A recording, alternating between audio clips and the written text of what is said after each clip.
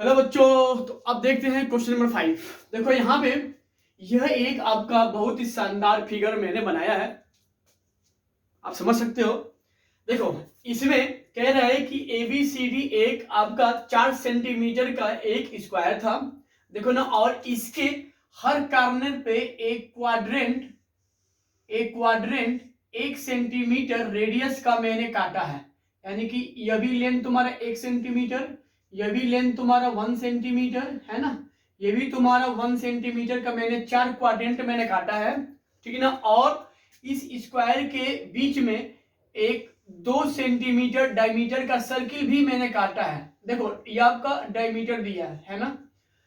तो बोल रहा है कि तब इस शेडेड, देखो ना, है ना, जो ये अंदर का जो मैंने ऐसे डार्क किया है पार्ट, उसका एरिया फाइंड करना है। तो थोड़ा सा बच्चे आप अपना दिमाग लगाओ। जो कोई कर सकता है वो तुम क्यों नहीं, क्या है उसमें ऐसा जो तुझ में नहीं। जल्दी बताओ भाई, मुझे इस क्वेश्चन का आंसर बताओ कैसा लगेगा।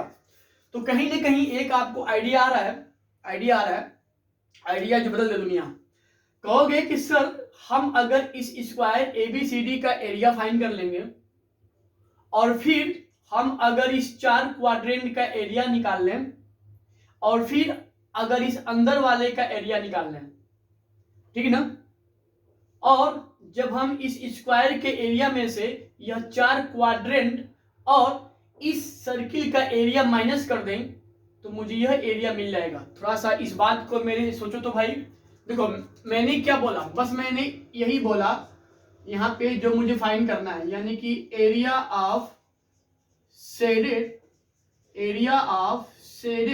पार्ट बराबर, तो भाई क्या होगा, तो area of square ABCD minus, देखो माइनस क्या हुआ जी, तो 4 into area of a quadrant, फिर क्या हुआ जी, minus area of a circle of diameter 2 centimetre, यानी कि area of circle of diameter 2 centimetre. तो बच्चे थोड़ा सा इस चीज को सोच के देखो कि क्या इससे मेरा यह पेंटेड पार्ट का एरिया आ जाएगा। जल्दी भाई सोचो। देखो हम इस जब स्क्वायर के एरिया में से 4 क्वाड्रेंट के एरिया और माइनस जब हम अंदर वाले सर्किल का एरिया भी माइनस करेंगे तो मुझे यह एरिया मिल जाएगा। देखो ना, आप चाहो तो इसको ऐसे भी लिख सकते थे OR करके कि area of square ABCD minus, फिर क्या होगा 4 into area of quadrant plus area of circle of diameter 2 centimetre. तो बात वही है। देखो माइनस यहाँ है, तो जब माइनस कॉमन लेंगे तो 4 into area of quadrant plus area of circle of diameter 2 centimetre. तो चाहे तो इसको ऐसे लगाओ, चाहो तो ऐसे लगाओ, बात वही है। देखो बच्चे ना, तो हम यहाँ से क्या निकाल रहे हैं भाई, यहाँ पे लिखेंगे, क्या लिखेंगे, यहाँ लिखो सिंस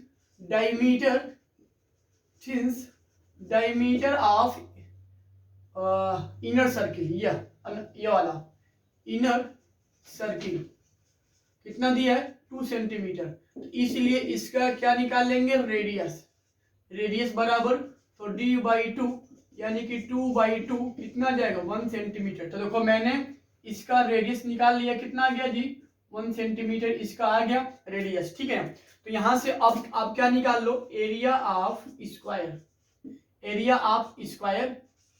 ABCD, तो क्या होता है भाई, साइड का स्क्वायर, साइड कितना दिया है 4 का स्क्वायर यानी कि 16 सेंटीमीटर, ठीक है। और फिर यहां निकाल लो एरिया ऑफ अ क्वाड्रेंट, यानी कि एक क्वाड्रेंट का एरिया आप निकाल लो, तो क्या होता है बच्चा 1/4 इंटू पाई आर स्क्वायर, यानी कि 1/4 पाई की वैल्यू 22/7 और आर कितना दे दिया है 1 का स्क्वायर, कितना हुआ जी, 1/4 इंटू 22/7 इंटू 1, 2 2 जा 4 और 11, कितना आएगा जी 11/2 7 जा 14, यानी यह आ जाएगा एक क्वाड्रेंट का एरिया 11/14। तो इसलिए area of 4 quadrant, area of क्या निकालेंगे 4 क्वाड्रेंट निकालेंगे, है ना। तो भाई यहाँ पे क्या होगा 4 इंटू ए क्वाड्रेंट का एरिया यानी कि 11/14 कटेगा, तो 2 2 जा 4, 2 7 जा 14 यानी कि 11 2 जा 22/7 सेंटीमीटर स्क्वायर।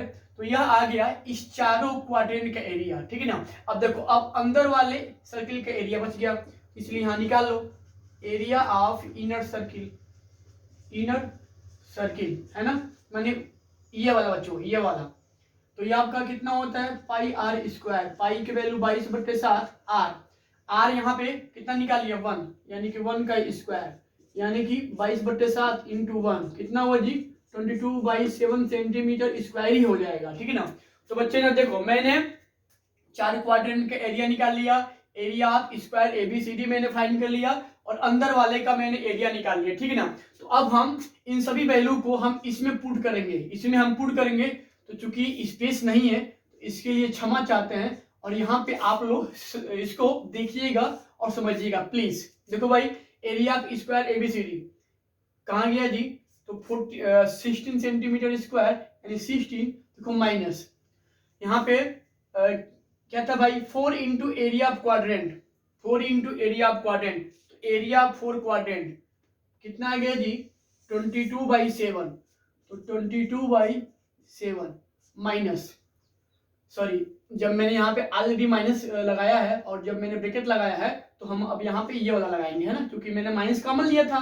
तो जब माइनस कॉमन लेंगे तो 4 into quadrant plus area of diameter 2 centimetre, तो ये अब आपका क्या होगा plus area of circle of diameter 2 centimetre कितना आ गया जी 22/7 ऑलरेडी 22/7, इसका भी तो लगा भाई इसको, ये होगा 16, देखो माइनस ये सेम है तो एलसीएम 7 हो जाएगा, ये हो जाएगा 44, ठीक है ना। थोड़ा सा इसको जब सॉल्व करेंगे देखो बच्चे ये भी तुम्हारा आंसर सही है ना, ये भी तुम्हारा आंसर सही है, लेकिन ना चाहो तो इसको थोड़ा सा मल्टीप्लाई कर दो, तो 7 6 जा 42, 4 हो जाएगा, 7 1 जा 7 और 4 11 माइनस 44/7, ठीक है ना। थोड़ा सा इसको माइनस करो तो 12 में से 8 जाएगा, सॉरी 12 में से 4 जाएगा 8, ठीक है ना। यहाँ बच गया 10, 10 में से 4 जाएगा तो 6/7 सेंटीमीटर स्क्वायर, यही तुम्हारा रिक्वायर्ड हो जाएगा एरिया। थोड़ा सा एक बार आंसर हम चेक कर लेते हैं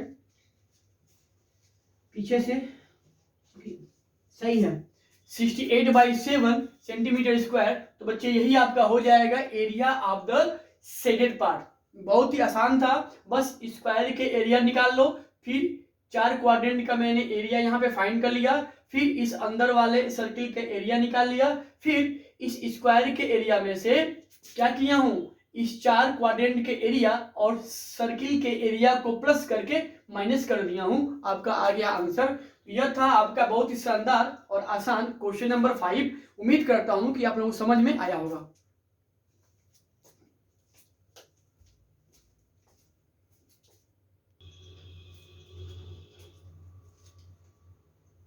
अब देखिए ये आपका है क्वेश्चन नंबर 6, ये भी बहुत ही मजेदार सवाल है, मेरा फेवरेट क्वेश्चन है, मेरा फेवरेट क्वेश्चन है यह, ठीक है। देखो कह रहा है क्वेश्चन को थोड़ा एक बार हम लोग पढ़ा जाए। अब बच्चे ना देखो इसमें ना इस एरिया को फाइंड करना है ना, यह और यह एरिया को फाइंड करना है। तो पहले हम लोग सीखते हैं कि क्या दिया है, सर्किल का आर क्या है, जो ट्रायंगल है उसका क्या साइड है। तो थोड़ा एक बार इसको पढ़ते हैं। बोल रहा है in a circular table cover of radius 22 centimeter, a diagram is formed leaving an quadrilateral triangle ABCD in the middle of the figure. Find the area of design. देखो बच्चे यहाँ पे ना देखो इस सर्किल का रेडियस, तो भाई अगर ये सर्किल था तो बीचों बीच में इसका कहीं ना कहीं सेंटर होगा, और अगर यह सरकमफ्रेंस पे कोई पॉइंट बी है, चाहे ये है चाहे ओ है, जब इसको ज्वाइन करेंगे तो ये मेरा हो जाएगा रेडियस, कितना दिया है 32 सेंटीमीटर, ठीक है ना। तो बोल रहा है कि तब आप यह एरिया फाइंड करना है, यह एरिया, यह आपको एरिया क्या करना है भाई, यह एरिया आपको फाइंड करना है, यह जो है ना जो भी हो डिजाइन बुक में, तो यही मुझे एरिया फाइंड करना है। तो कैसे होगा भाई, जल्दी जल्दी सोचो बताओ मेरे बच्चों, जल्दी जल्दी सोचो बताओ मेरे बच्चों। तो देखो भाई मुझे हम देखो ना, हम जब यह डिजाइन का एरिया अगर फाइंड करेंगे तो क्या करेंगे, तो हम इस सर्किल के एरिया में से जब हम area of A B C minus कर देंगे तो मुझे यह डिजाइन पार्ट, पेंटेड पार्ट, जो पेंटर से हमने पेंट किया है वह एरिया आ जाएगा। तो मेन मुद्दा क्या है कि भाई क्या सर्किल का आर्क दिया है, तो भाई देख लो सर्किल का रेडियस दिया है, क्या ट्रेंगल का साइड दिया है, तो भाई साइड नहीं दिया है, मुद्दा इज डेट। तो मुझे यही भाई क्या करना है, तो पहले मुझे ट्रेंगल का साइड फाइंड करना है, ट्रेंगल का साइड, ठीक है भाई, ट्रेंगल का मुझे साइड फाइंड करना है। तो भाई देखो ये तो भाई है मजेदार सवाल है कि भाई ट्रेंगल का साइड कैसे होगा। चलो पहले यहां पे लिखते हैं, यहां पे लिखो रेडियस ऑफ सर्कुलर टेबल कितना दिया है जी, 32 सेंटीमीटर, ठीक है ना, यह दिया हुआ है। तो मुझसे यहां से क्या पूछ रहा है, एरिया ऑफ शेडेड रीजन पूछ रहा है। सॉरी, देखो तो एरिया ऑफ शेडेड रीजन मुझसे पूछ रहा है, तो आपने अपना लॉजिक लगाया और कहा कि सर एरिया ऑफ जो ये शेडेड पार्ट है वह एरिया ऑफ सर्किल में से जब माइनस करेंगे area of equilateral triangle ABC equilateral triangle area minus करेंगे, यानी कि एरिया ऑफ ट्रायंगल, भाई कौन सा ट्रायंगल जी, लिख लो area of equilateral triangle ABC को जब माइनस करेंगे तो मुझे एरिया ऑफ शेडेड पार्ट मिल जाएगा, ठीक है। तो देखो मेन मुद्दा क्या है कि भाई क्या इस इक्विलेटरल ट्रायंगल का एरिया भाई क्या होता है, √3/4 साइड का स्क्वायर। तो भाई आप देखो कहीं भाई इसमें साइड है, तो भाई देखो ना इसमें कहीं साइड नहीं है, इसमें कहीं साइड तो है नहीं, तो फिर कैसे आएगा। तो देखो मैं इसको मतलब ना इस क्वेश्चन को लोग 2-3 तरीकों से इसको सॉल्व करते हैं, लेकिन आसान क्या रहेगा, तो आसान इसमें यही रहेगा कि भाई देखिए देखो ना यह आपका क्या मिल जा रहा है, कॉर्ड मिल जा रहा है, यह आपका बीसी भाई मान लो क्या है, कॉर्ड है। अगर ये सेंटर ऑफ सर्किल है तो आप सर्किल के प्रॉपर्टी को आपको याद करना होगा कि हम जब सर्किल के सेंटर से जब कॉर्ड पे कोई परपेंडिकुलर लाइन, मान लो ये डी है, हम जब डी खींचते हैं तो यह पॉइंट इस कॉर्ड को 2 इक्वल भागों में बांटता है, यानी कि यह जो पॉइंट डी होगा इस बीसी को 2 इक्वल भागों में ज्वाइन करेगा। तो यानी कि अगर मान लो let OD perpendicular on BC किए, अगर आप ओडी परपेंडिकुलर ऑन बीसी खींचे तो यहां से भाई क्या हो जाएगा, यहां से हो जाएगा बीडी बराबर डीसी, बीडी बराबर क्या हो जाएगा, डीसी। भाई कैसे, तो लिख लो भाई property of circle and chord, है ना, यानी कि सर्किल और उसके कॉर्ड के प्रॉपर्टी के अकॉर्डिंग। चलो भाई तो यह हो गया। अब देखो सुनो बच्चे, देखो सुनो बता रहा है, आप बताओ अगर ये परपेंडिकुलर खींच दिए तो ये एंगल कितना होगा जी, 90 डिग्री। इसलिए एंगल ODB कितना होगा भाई, 90 डिग्री। अच्छी बात है। अच्छा बच्चे थोड़ा एक चीज बताओ, तुम्हारे ट्रायंगल ABC आपका क्या था भाई, तो इक्विलेटरल ट्रायंगल था, और इक्विलेटरल ट्रायंगल में क्या होते हैं भाई, हर एंगल कितना होता है, 60 डिग्री का। तो तुम्हारे ये भी एंगल क्या होगा, 60 डिग्री का। बट आप जब इसको सेंटर से ज्वाइन किए तो ये जो 60 डिग्री था अब वो 30 डिग्री में चेंज हो जाएगा, है कि नहीं भाई। देखो जब यह हर एंगल इक्विलेटरल का है तो हर एंगल कितना होगा, 60 का होगा, क्योंकि आप इस एंगल का बाइसेक्ट करके सेंटर से ज्वाइन किए हो। तो ये जो 60 था अब वो 30 डिग्री में चेंज हो जाएगा कि नहीं भैया, ये क्या भाई क्या होगा, 30 डिग्री में चेंज हो जाएगा। तो इसलिए मुझे क्या मिलता है, एंगल OBD कितना होगा जी, 30 डिग्री, ठीक है ना। तो बच्चे आप बताओ यह 30 है, यह 90 है, तो हम अगर ये एंगल फाइंड करें तो क्या होगा जी।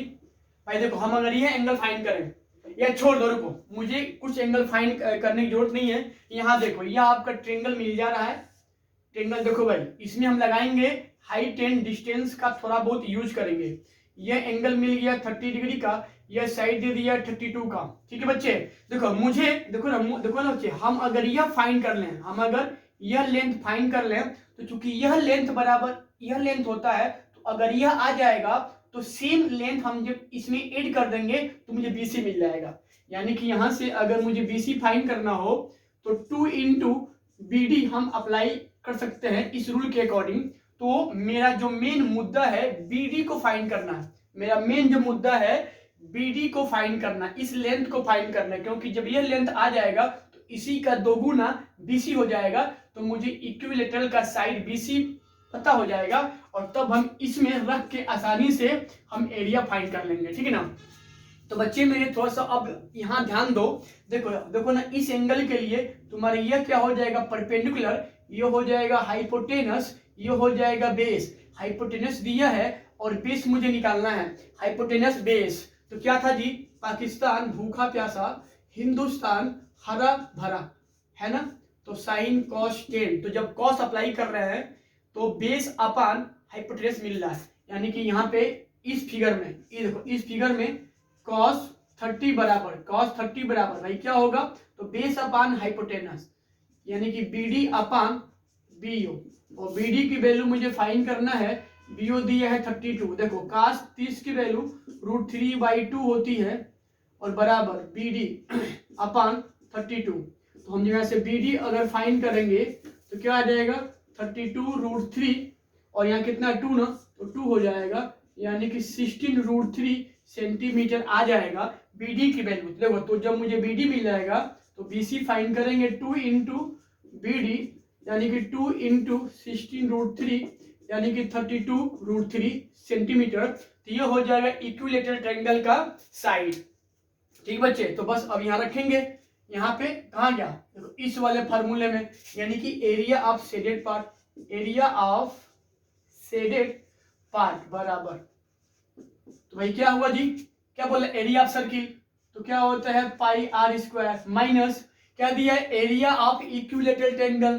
तो भाई देखो जब मुझे साइड मिल गया तो √3/4 साइड का स्क्वायर, साइड मेरा कितना दिया है 32√3 का होल स्क्वायर। बस इसी को सॉल्व करेंगे भाई, पाई की वैल्यू 22/7 होती है। आर यहाँ पे देखो, तो आर यहाँ पे कहाँ गया, लिखे आर नहीं लिखे, अरे भाई देखो तो यही आर है भाई, यहाँ लिख लो कहीं से, यहाँ से आर तुम्हारा गिवन में रेडियस कितना दिया 32 सेंटीमीटर, ये तुम्हारा कितना होगा 32 सेंटीमीटर का होल स्क्वायर माइनस ये √3/4, और ये तुम्हारा कितना होगा, यहाँ देखो जगह नहीं है, तो 32√3 का होल स्क्वायर। ठीक है, तो इसको लगाओ भैया, यहाँ देखो कितना होगा जी 22/7, 32 इंटू 32 माइनस ये होगा √3/4।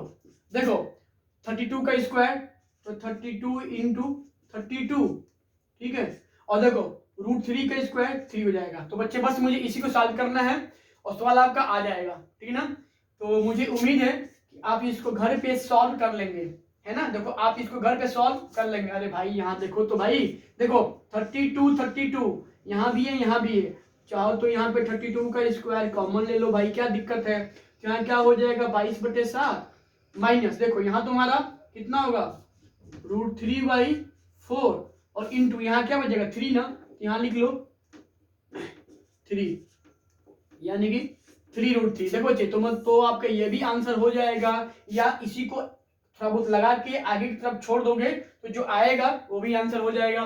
तो आई थिंक यह क्वेश्चन आप लोगों को समझ में आया होगा। बस इसमें थोड़ा सा यहाँ पे टेक्निक था, इक्विलेटरल का ट्रायंगल है ना का साइड कैसे हम फाइंड करेंगे। तो बच्चे देखो ना इसको लोग ऐसे भी लगाते हैं। अच्छा बच्चे देखो ना इसको सॉल्व करने का एक और तरीका है, इसको सॉल्व करने का एक और तरीका है सेकेंड मेथड।